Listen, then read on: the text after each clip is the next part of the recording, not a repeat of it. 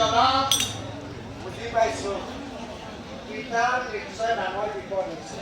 পিতাৰ বিপদ আমি চাৰিওজনে পিতাক অকলে অৰণ্য এৰি আহিলো সেইটো সকলোৰে তাই বনাই পিতা কিবা বনৰীয়া জীৱ জন্তুৱে আক্ৰমণ কৰি পঠায় নিশ্চয় নিশ্চয় আৰু আমি থাকোঁতে যদি আমাৰ পিতা মৰি যায় আপুনি আমি সন্তান থকাৰ কিবা মূল্য সন্তান বাৰু মানুহক কিয় লাগে কিয় লাগে সন্তান লাগে বংশ উদ্ধাৰ কৰাৰ কাৰণে সন্তান লাগে সন্তান লাগে সন্তান লাগে বৃদ্ধ কালত মাক দেউতাকক লালন পালন কৰাৰ কাৰণে সন্তান লাগে সন্তান লাগে মাক দেউতাকক ঋণ পৰিশোধ কৰাৰ কাৰণে ঋণ পৰিশোধ কৰাৰ কাৰণে সন্তান লাগে মৃত্যুৰ পিছত জলপিণ্ড দিয়াৰ কাৰণে জলপিণ্ড দিয়াৰ কাৰণে আৰু সন্তান কিয় লাগে জানা আচ্ছা কিয় লাগে বুঢ়া কালত মাক বাপেকক গল্টা মাৰি বাটুবলৈ দিয়াৰ কাৰণে তাৰ কাৰণে সন্তান লাগিব কোনো মাক দেউতাকে কিন্তু এইটো আশা নকৰে সন্তানৰ পৰা কিন্তু এতিয়া যে হ'ব পাইছে হয় আমি দেখা পাই আছো টিভিৰ বাতৰি পুতাক বৰাকত টকা পইচা কমাত থল নাই কিন্তু বুঢ়া বুঢ়ীক নিয়ে বৃদ্ধাশ্ৰমত পেলাই দিছে এই সন্তান থাকি কি লাভ হ'ব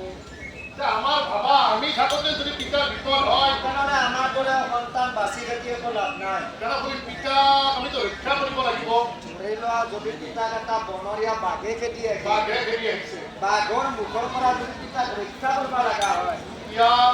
এটা উপায় উলিয়াব লাগিব আমি আমাৰ তেনেহ'লে ভাবা কেনেকৈ বাৰু আমাক ৰক্ষা বাঘৰ হাতৰ পৰা যদি পিতাক ৰক্ষা কৰিবলৈ আমাৰ হাতত মাত্ৰ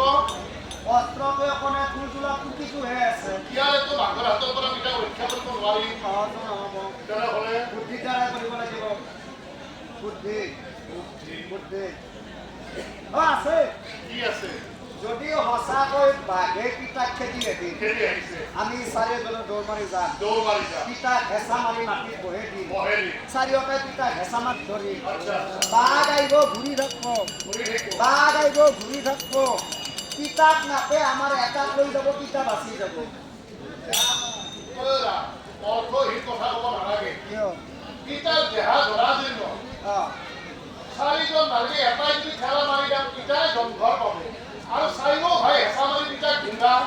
এই বাঘ নাহাতে আমাৰ হেঁচাতে পিতাক তলত মূৰবহা পিতাক ক'ত হেঁচা মাত ধৰিবি ওপৰত কৰি আমি ওপৰত পৰি পিতা বাচি যাব তেনেহ'লে তুমি সেই হেঁচা কথা কৈছোঁ কি ক'লা সফলা হেঁচা হেঁচাৰো ভফলা আছে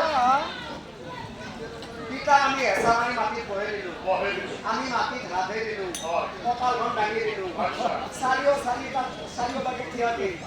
এটা বেৰাৰ নিচিনা হৈ থাকিব না বাঘ আহিব